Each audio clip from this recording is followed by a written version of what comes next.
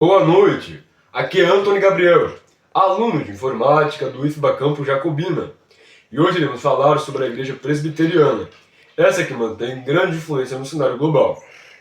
O principal fator para essa sua influência é a fundação de grandes instituições de ensino, como Princeton e Yale, e a renomada e mundialmente conhecida Harvard. Aqui no Brasil, a Presbiteriana também fundou a Faculdade Mackenzie, responsável por obter o melhor curso de arquitetura e medicina do país.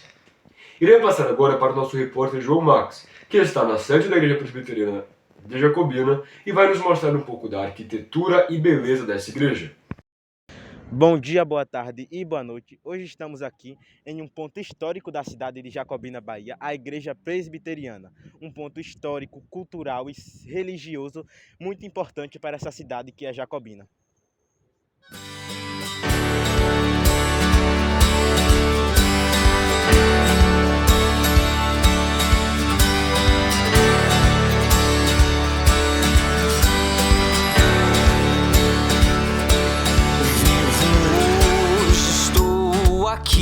Pois ele decidiu me amar, e então eu posso livre andar.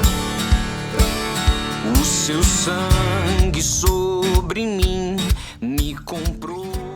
Depois de vermos essas lindas imagens da Igreja Presbiteriana, iremos agora entrevistar o presbítero Milton Machado, este que é um membro muito importante para o andamento da igreja. É com você, Raul Lucas.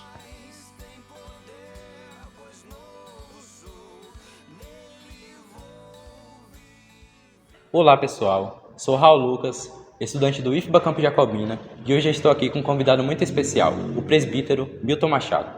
A presbiteriana é um símbolo histórico, cultural e religioso muito importante para a cidade de Jacobina. E por isso, gostaríamos de fazer algumas perguntas para o presbítero Milton Machado sobre a fundação e o atual momento em que a igreja vive. Para começar, quando e o que levou à fundação da Igreja Presbiteriana de Jacobina? Muito bem. A Igreja Presbiteriana de Jacobina, como instituição, ela tem sua origem naquele movimento da Reforma Protestante do século XVI, que posteriormente instalou-se nos Estados Unidos, no ano de 1850, um movimento avivalístico, e para cá veio um missionário americano chamado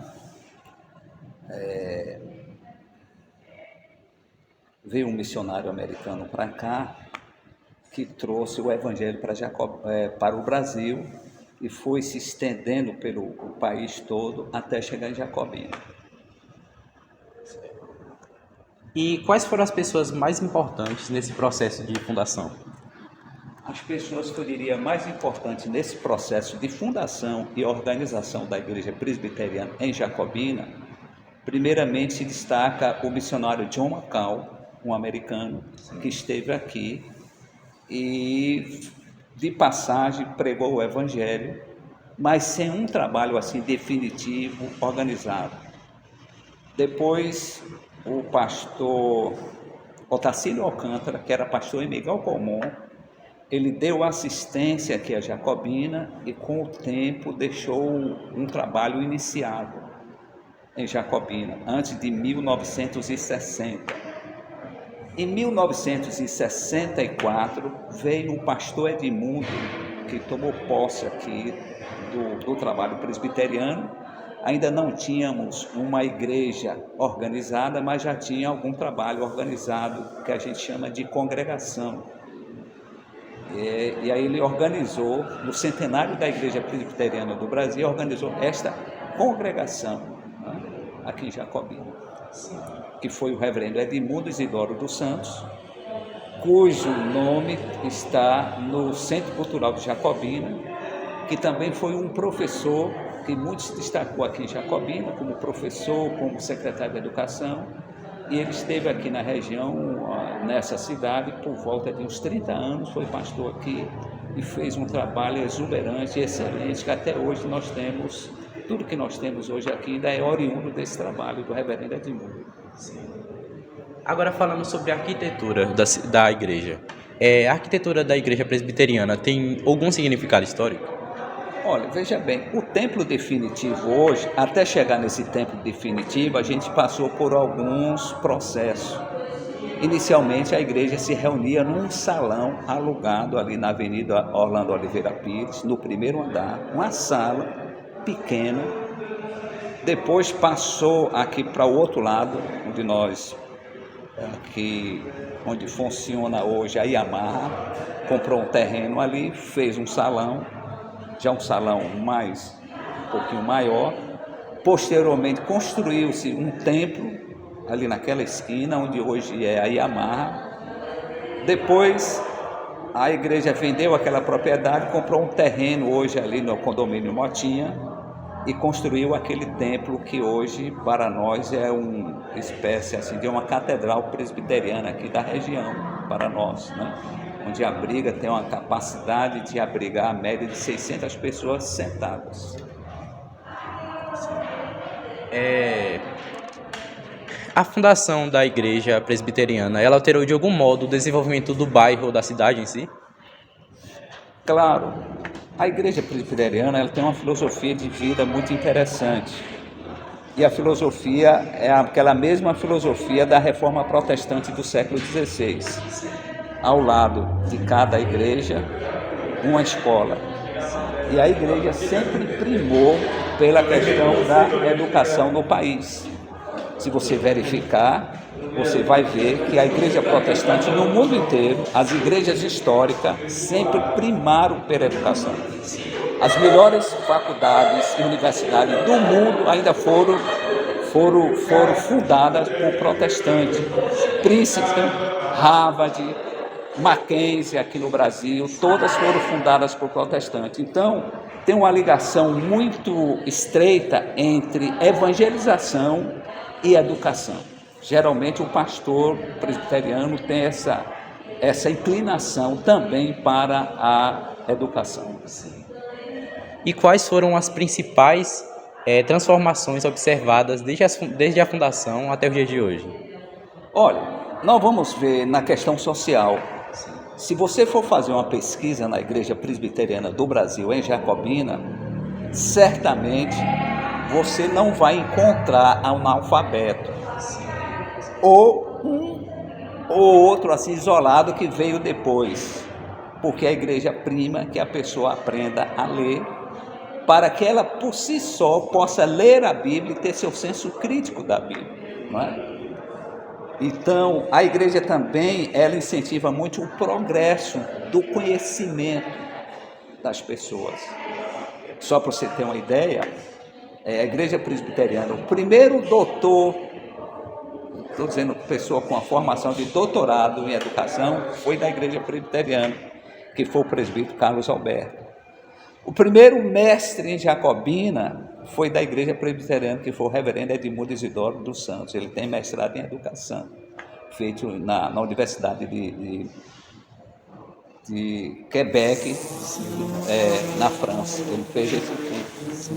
E hoje, a faculdade de educação, a UNEB, foi iniciada, antes da UNEB, iniciou-se uma faculdade de formação de professores. Sim. Iniciada também pelo pastor Edmundo e pelo professor Carlos Alberto. Ambos foram pioneiros na fundação dessa faculdade, que posteriormente foi transformada na Universidade Estadual da Bahia, que é a UNEB.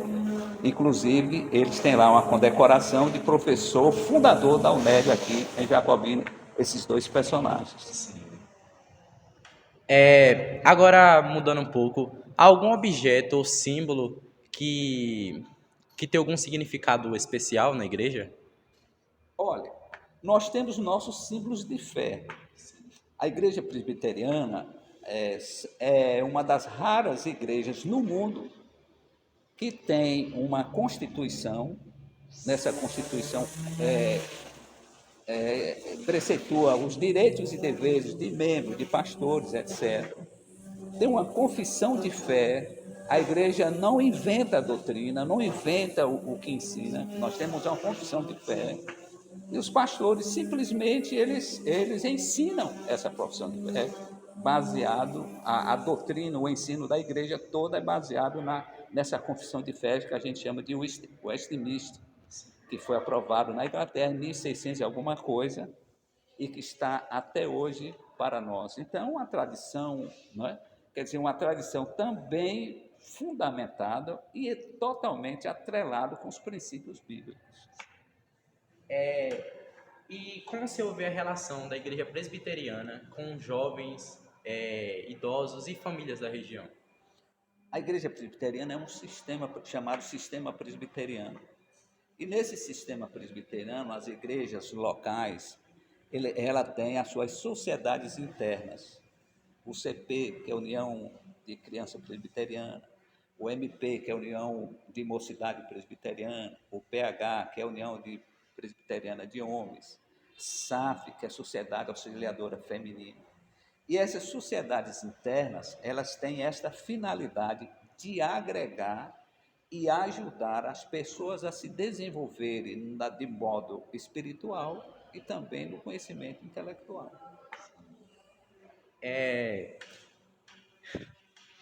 Há alguma tradição da igreja que vem sido mantida há décadas?